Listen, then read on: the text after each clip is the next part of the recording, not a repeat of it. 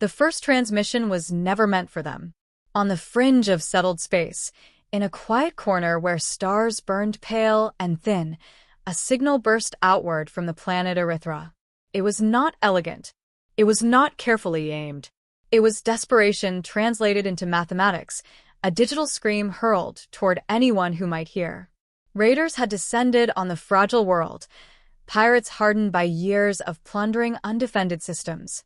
The Erythrans, frail and pacifistic by nature, had no standing army, no war fleet, not even orbital defenses worth the name. Their scientists argued among themselves as they pieced together the beacon, their thin fingers trembling. It was meant for their allies, for the great confederation that had promised protection. But the equations were rushed, calibration sloppy. In the chaos, the coordinates shifted a fraction, a ripple of error in the void. The beacon crossed half a sector before it reached the wrong species. At Arclight Outpost, a cluster of steel and weaponry drifting above a barren rock, alarms rippled across the communications deck as the signal locked into their array. Captain Marcus Hale was already awake. He slept little, and when he did, it was with a half-drained bottle beside him and the flicker of old battles still playing behind his eyes. He entered the deck like a storm contained in human form, tall, broad-shouldered, his face lined with scars, not all of them physical. "Report," he said, voice gravel dragged across metal. The officers snapped to attention. Lieutenant David Varga, leaner and younger but already carved by service, stepped forward with the datapad. His dark eyes gleamed with the urgency of someone who had already dissected the problem twice before the captain arrived. "Unidentified distress call, sir. Planetary origin, agricultural world. They're asking for immediate military intervention against Raider forces." Hale rubbed his jaw, frowning at the cascading alien script flowing across the hollow. "Doesn't look like a Confederation relay. Why are we getting it?" "Because, sir," Vargas said carefully, "they sent it wrong. The encryption is primitive, the trajectory sloppy. I doubt they meant for us to hear it." Around them, the deck hummed with the muted energy of restrained conversation. Everyone knew the truth. No one called for humans. Humanity's reputation preceded them. Deathworlders, predators, survivors of a planet where everything that lived tried to kill them. To most of the galaxy, they were a last resort only if extermination was preferable to mercy. Hale stared at the holographic plea, his eyes narrowing. And yet, here it is. Someone screaming in the dark. A silence settled before another officer broke it. "Sir, permission to ignore it? It's outside our jurisdiction. Could be a trap. Could be bait." Hale didn't answer immediately. His gaze drifted across the faces of his men, each waiting, each balancing the weight of his next words. He had commanded long enough to know what they feared, dragging themselves into another war that was not theirs to fight. The galaxy had offered little but mistrust in return for human blood. Varga cleared his throat softly, a sound calculated to break tension without disrespect. "Sir, with respect, if they're desperate enough to misfire a beacon this far, they've got no one else. And if raiders are involved, you know what happens to worlds like that." Hale's brow furrowed deeper. He had seen it, burned cities, gutted colonies, the kind of savagery that came when predators in ships preyed on species that had never known war. He could picture it too clearly. "What do you think you're asking me, Lieutenant?" "I'm not asking, sir. I'm reminding." Varga's voice steadied, sharpened. "When we signed on, it wasn't just for ourselves. We said we'd be better than the galaxy believes. That means answering even when no one calls our name." The words hung heavy. Around the deck, some looked away, unwilling to meet Hale's gaze. Others tightened their grips on consoles, as though silently daring him to refuse. Finally, Hale exhaled, a sound closer to a growl. "Plot a course. Full fleet. If we're going, we're not limping. We'll show them what Deathworlders can do when someone asks for help." The deck erupted into activity. Command shouted, data slotted into place, navigation recalibrated for the distant star where Erythra turned under siege. Engines flared awake across Arclight's dock squadrons, heavy warships shedding the dust of idleness like predators stirring from hibernation. Later, in the captain's ready room, The quiet was broken only by the hiss of recycled air. Hale stood before the viewport, watching the void swallow the first departing vessels. Varga entered without waiting for permission. He had known Hale long enough to understand when the captain wanted solitude, and when he only pretended to. "You don't like this," Varga said. "I don't like chasing ghosts," Hale replied. He turned, the light painting hard lines across his face. "We could be walking into someone else's war. Someone else's trap. And for what? A people who never meant for us to come." Varga leaned against the table, folding his arms. "Maybe. But if they survive because of us, they'll remember who answered. Sometimes that's enough." Hale studied him, silent, the way a predator weighs a challenge. Then he shook his head slowly. "You've got the optimism of a man who hasn't bled enough yet. Or maybe," Varga said quietly, "that's why I still have it." For a long moment neither spoke. Outside, the fleet assembled, dark silhouettes against starlight, engines burning like angry suns. When Hale finally spoke again, his voice carried the weight of command sharpened by decision. "Then let's go teach raiders what it means when humans answer a call." The order spread through the fleet like a current of fire. Engines thundered, weapon systems primed, and the armada pivoted toward the unknown. To the men on board, there was no doubt. This was a road from which few victories came cheaply. To the stars beyond, it would be the beginning of a legend carved not by choice but by miscalculation. As the ships leapt into faster-than-light, Varga stood behind his captain, watching the void ripple into violent light. He felt the same gnawing unease that lurked in every man's gut when battle loomed, but beneath it pulsed something else: anticipation. Someone out there had asked for salvation. By mistake, perhaps, but salvation was coming all the same. And whatever waited on the other side of the jump, humanity would not arrive quietly. The fleet broke from faster-than-light like predators surfacing from black water, warships shimmering into existence one after another. Their hulls bore the scars of countless campaigns: pitted armor plates, carbon scoring, mismatched repairs welded with more functionality than beauty. To human eyes, they were vessels of survival and defiance. To those who watched from Erythra's orbit, they looked like a nightmare given form. The Erythrans had been watching the skies for weeks, waiting for salvation that never came. When the shapes appeared, colossal silhouettes blotting out starlight, the first response across the planet was terror. Civilians scattered from city streets to underground shelters, convinced the raiders had returned with reinforcements. The planetary council gathered in their frail dome of glass and steel, trembling as the dark ships moved into orbit. On the bridge of the flagship Resolute, Captain Marcus Hale studied the frightened transmissions flooding from the surface. His features betrayed little, though the flicker in his eyes showed recognition of fear so raw it hardly needed translation. "They think we're the ones come to finish them," Lieutenant David Vargo observed from his station. His tone was edged with something between frustration and sympathy. "Not that I can blame them. We don't exactly look like diplomats." Hale's lips pressed into a thin line. "Fear's a reasonable response when wolves appear outside your door. Let's try not to kick it in before we're asked." He signaled for open transmission. Static hummed before the visual came alive. Tall, brittle figures with translucent skin and eyes like polished glass. Their frames looked barely strong enough to hold themselves upright. Their voices trembled like leaves in wind. "This is the Council of Erythra," one of them said, his throat convulsing around the effort of speech. We did not summon you. Who are you? What do you intend?" Hale stepped forward, shoulders squared, presence filling the projection. His scarred face and low voice carried the weight of unspoken violence, but his words were measured. "I am Captain Marcus Hale of the Terran Fleet. We intercepted your distress signal. You asked for help. We are here to provide it." The counselors recoiled visibly, whispers overlapping as they processed the name: Terrans. Deathworlders. Monsters in human form, whispered about in hushed tones across the galaxy. They had never expected such a species to answer, much less arrive in force. "You misunderstand," another counselor stammered. "We called for allies, trusted allies." We are grateful, but you are not the ones we sought.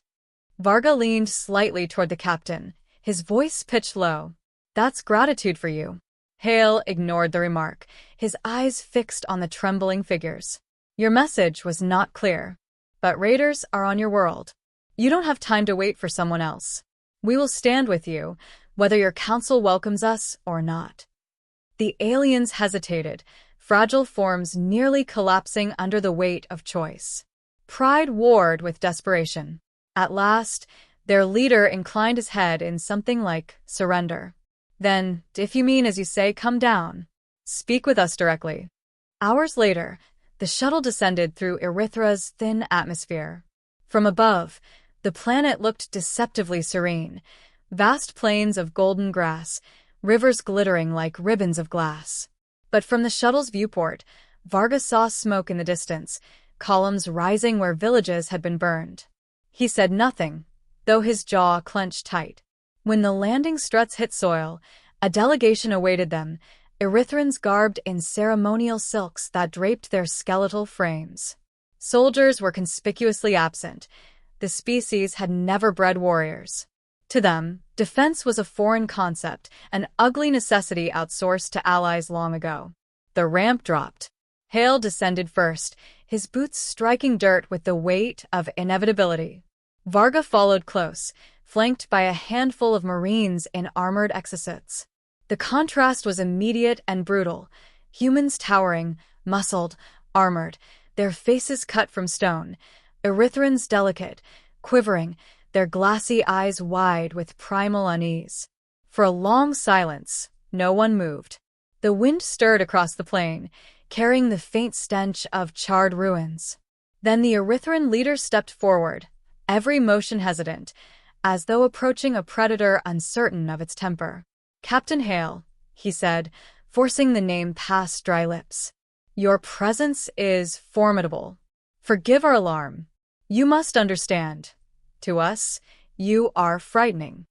Hale inclined his head slightly, voice steady. Fear is survival. We've learned to respect it. But we're not here to harm you. We're here to make sure no one else does. The words hung between them, heavy with promise. The Erythrans studied Hale, then Varga. Where Hale was granite and shadow, Varga wore a faint, crooked smile that softened his otherwise stern features. He attempted to bridge the gulf. Believe me, Varga said, his tone lighter. He looks like that all the time. Don't take it personal. The Erythrans blinked, uncertain whether the words were threat or reassurance. One of them whispered to another in their native tongue. Hale's translation implant caught fragments, predator jokes, sharp teeth, the kind of stories told to frighten children. Varga caught Hale's look and grimaced. Right. Humor. Maybe not the right tool here. They were escorted into the council chamber, a crystalline structure that seemed more grown than built. The floor flexed faintly under their weight, as though unaccustomed to anything so dense as human boots. The council sat in a half-circle, frail forms twitching with nervous energy. Captain Hale, the leader, began once more. The raiders are not merely bandits. They are mercenaries, hardened by violence, equipped with vessels far superior to our own. They seek to strip our world of resources and enslave our people. We cannot stop them. Hale's expression hardened. How many ships? 30 by last count, the leader whispered. Perhaps more. They gather even now for another strike. And you have. The leader's silence was answer enough. Erythra had no warships, no weapons beyond rudimentary planetary shields already failing under repeated bombardment. Varga broke the pause. Then it's simple. You don't fight. We do. The Erythrans shifted, their unease rising. You speak as if war is nothing. Not nothing, Hale corrected, his voice low and steady. But familiar. Too familiar. He leaned forward, resting scarred hands on the crystalline table. Raiders thrive on weakness. They've never fought predators. That ends now. The words sent a ripple of silence through the chamber. For the first time, the council saw not only menace but possibility in the humans before them. They were monsters, yes, but monsters on the right side. That night, Aboard the Resolute, Hale stood over the tactical display, studying shifting red markers representing the raider fleet. Varga lingered at his side, arms crossed. "They outnumber us 3-1, Varga said. Hale grunted. "Numbers don't win wars. Fear does. Confusion. Momentum. We'll hit them where they don't expect, bleed them, make them question every shadow." Varga smirked faintly. "Sounds like we're the raiders now." "Call it what you want," Hale said, eyes never leaving the display. "But tomorrow, they learn what it means to face Deathworlders." Outside the viewport, Erythra's twin moons rose over the scarred horizon. Smoke still curled from villages, but the fleet above glittered like a wall of iron teeth. The raiders were coming. The humans were waiting. And for the first time, the Erythrans prayed that the monsters in their skies were not their doom, but their salvation. The first blow came before dawn. Warning klaxons shrieked across the Resolute as raider ships broke from the black, their drives burning like knives through velvet. 30 vessels in loose formation, hulls bristling with mismatched cannons and scavenged plating, predators that had grown fat on weak prey. Against such numbers, even hardened fleets would falter. Against humans, the raiders assumed the same. On the command deck, Captain Marcus Hale's voice cut through the alarms. "All ships, maintain formation. Do not yield ground." His tone was iron, steady, the anchor in a storm.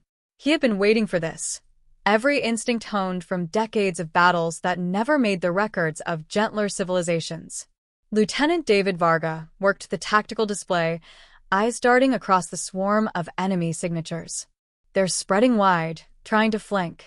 Standard raider play. Suffocate the target. Choke them out. "Then we don't give them air," Hale replied.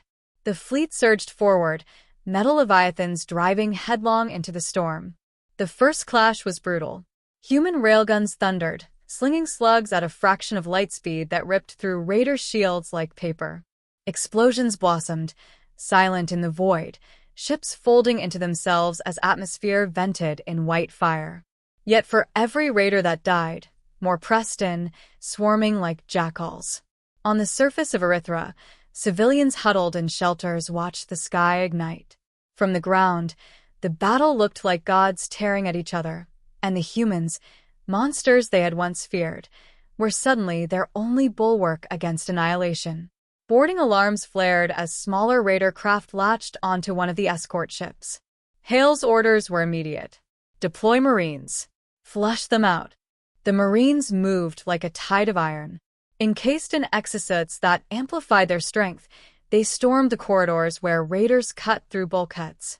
Varga watched the feed, men smashing through cover, tearing weapons from enemy hands, fighting even when wounds painted their armor crimson.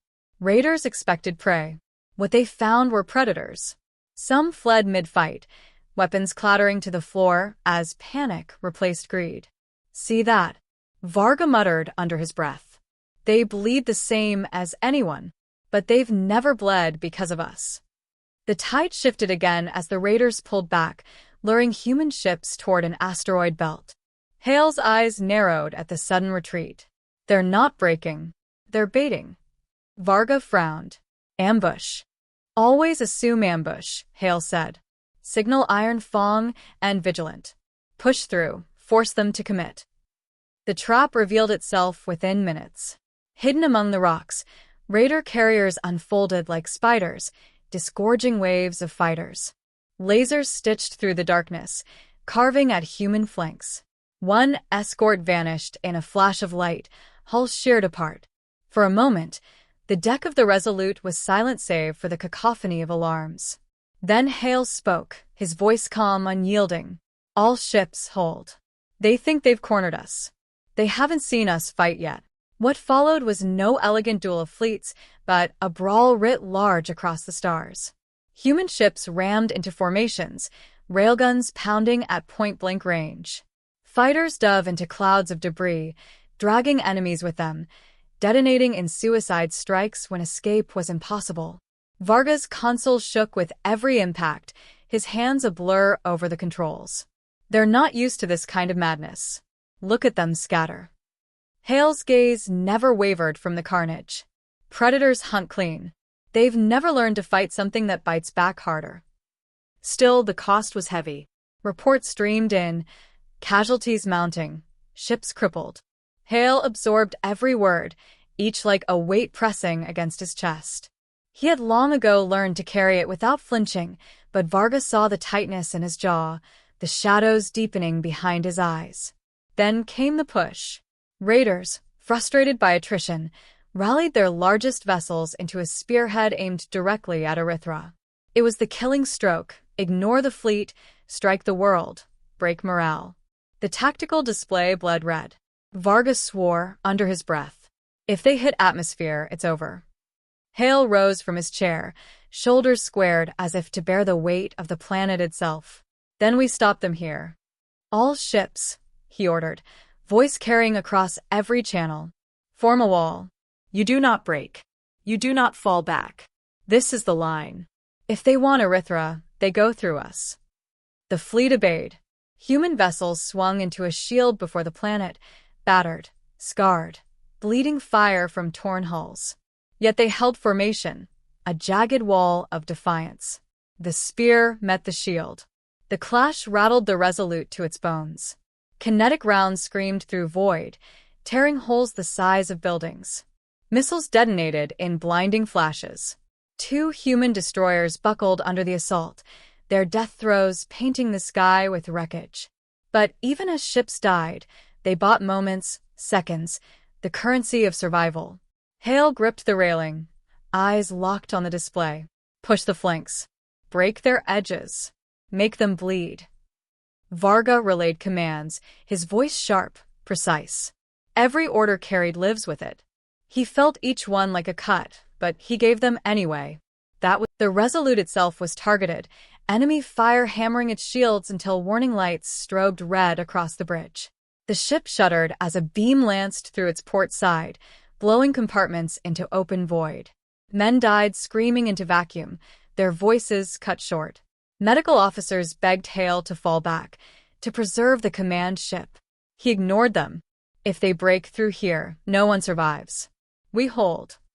On the forward cameras, a Raider dreadnought loomed, dwarfing the Resolute. Its weapons glowed, charging for a strike that would gut the flagship. Hale turned to Varga. Prep the main guns. Full charge. If we're going down, we take it with us. The ship buckled as the dreadnought fired. The beam tore across the Resolute's shields, ripping into hull plating. Consoles exploded, sparks showering the deck. Men were thrown from their stations.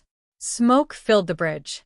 Hale staggered, blood running down his temple, but his voice never broke. Fire. The Resolute's rail cannons discharged as one, slugs screaming down their magnetic barrels. They punched through the dreadnought's shields, through its armor, tearing its heart out in a chain of detonations. The enemy vessel blossomed into a starburst of fire. The bridge erupted in cheers that were cut short as another impact rocked them. Systems went dark, emergency lights flickering. The ship was bleeding out. Hale leaned heavily on the railing, his breath ragged. Varga moved to steady him, eyes wide at the blood seeping from beneath the captain's uniform. You're hit. Not dead, Hale growled.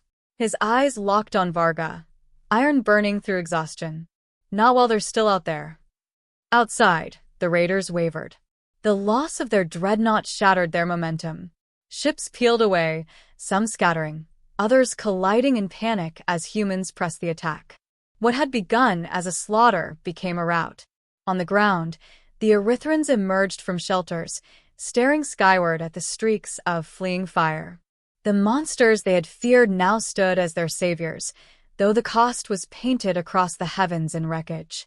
Aboard the Resolute, smoke clung to every surface.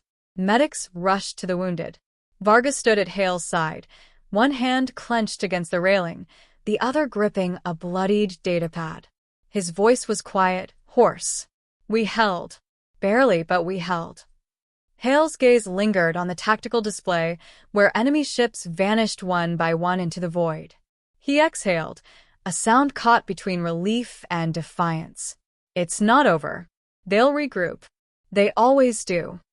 Varga studied him, then the ruined bridge, the scarred survivors clinging to duty. Then we'll be ready. For a moment, silence reclaimed the deck, broken only by the hiss of damaged systems. The line had held, but victory felt fragile, precarious, like glass in a predator's grip. And somewhere in the dark, beyond the edge of sensors, Hale knew the raiders were already planning their next strike. The smoke never truly cleared. Even as the raiders scattered into the dark, their wreckage burning across Erythra's skies, the human fleet floated in silence, scarred and limping. Entire decks were gone, compartments sealed with emergency bulkheads that would never reopen. The smell of ozone and blood clung to every corridor of the Resolute. It was victory, yes, but one bought with steel and flesh in equal measure. Captain Marcus Hale sat in the infirmary, his arm bound in rough bandages, his chest aching from the deep bruise where a fragment of bulkhead had nearly caved him in. He refused sedation, refused even the stretcher they had offered. The medics muttered, but none pushed him. He sat upright on the edge of the bed, staring at nothing, eyes fixed on a memory only he could see. Lieutenant David Varga entered, moving with a limp of his own, the dust of battle still in his hair. He carried a datapad, though his expression showed little interest in numbers or damage reports. His gaze lingered on Hale. "You look like death," Varga said, voice soft, threaded with fatigue. Hale smirked faintly, the expression cutting across the lines of his face, like a scar come alive. "Death's slower than it looks. That's why I'm still here." Varga moved closer, lowering his voice. "We did it. They're gone. Erythra's safe, for now." "For now," Hale echoed. He leaned forward, resting heavy hands on his knees. "That phrase is all I've ever known. There's always another war. Another enemy. Another for now." Vargas set the datapad aside. "Maybe. But this time, we weren't fighting for ourselves. That matters." Silence stretched between them. Outside the infirmary's window, the wreckage of a raider carrier drifted, its hull torn open like the ribcage of a dead beast. Fire traced its edges, sputtering in the vacuum. Erythra's pale horizon rose beyond it, serene and untouchable, as if unaware of the blood spilled in its defense. The call came for Hale soon after. The Erythran Council wished to meet in person, to offer thanks. He resisted at first, but Varga insisted, and together they returned to the crystalline chamber on the planet below. The counselors bowed low as the humans entered, their thin bodies trembling not with fear this time, but with awe. They had expected extinction. Instead, salvation had come draped in scars. Captain Hale, the council leader, began, voice fragile yet firm. "On behalf of Erythra, we give thanks beyond words. You stood when no one else came. Our people live because you chose to fight." Hale remained still, his gaze unflinching. "Your people live because my men bled for them. Don't thank me. Thank them." The leader's glassy eyes shimmered. We will remember every sacrifice. But we must also speak truth. When we first saw you, we were afraid. We thought the signal had gone to the wrong species." A ripple of uneasy laughter spread among the counselors, though their voices quavered. "And perhaps it did," the leader continued. "Yet, perhaps not. You are fierce, beyond our imagining. We once believed such ferocity was nothing but destruction. Now we see it can be shield as well as sword." For the first time since landing on this world, Hale felt something shift inside him. Not pride, not satisfaction, but something heavier. Responsibility. The counselors were not wrong. Humanity had always been the wolf among sheep. But wolves could guard as well as hunt. Vargas spoke then, his voice carrying where Hale's silence could not. "You feared us because of what we are. You still should. But that fear doesn't have to be the end of the story. Sometimes the only way to survive is to call the monster to your side." The words landed in the chamber like a hammer wrapped in silk. The counselors bowed again, not out of obligation this time, but of choice. That night, when they returned to orbit, Hale stood at the viewport of the Resolute, watching Erythra rotate beneath him. The planet's twin moons glimmered, casting silver light over the scorched plains. Varga joined him quietly, the silence stretching long before either spoke. "They'll remember this," Varga said finally. "Word will spread, not just here but across sectors." Humanity answered when no one else did. Hale's reflection in the glass looked more ghost than man, eyes sunk deep, shoulders bowed beneath unseen weight. "And what will they remember us as? Heroes? Monsters?" "Both."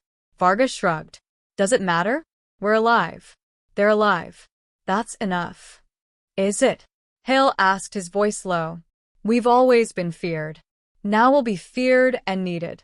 That's a dangerous thing." Varga turned to face him fully. "Maybe. But better to be the wolf that guards than the wolf that hunts." Hale's lips tightened.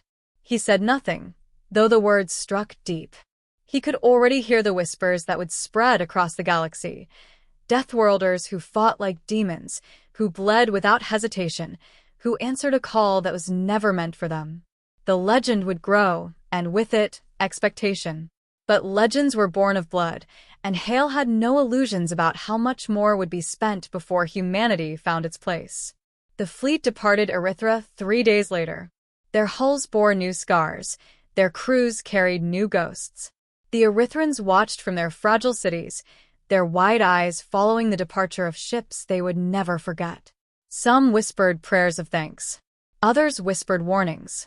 On the Resolute's bridge, Hale sat once more in the captain's chair. Varga stood at his side, as he always did, the two of them bound by battle, by survival, by the grim understanding that their war was never truly over. "Course?" Varga asked. Hale's gaze lingered on the stars ahead, infinite and indifferent. "Forward," he said simply. "Always forward." The engines ignited, tearing the silence apart. The fleet moved into the void, shadows among stars, carrying with them the weight of both salvation and dread. Somewhere, in a dozen other corners of the galaxy, distress calls whispered into the dark. Most would never reach human ears. But those that did, those unlucky or lucky, enough to be misrouted, would find the same answer.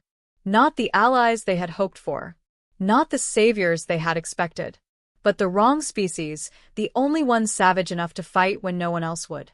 And behind them, Erythra spun in silence, a world that would tell its children for generations how the monsters came, how the sky burned, and how salvation sometimes wears the face of a predator.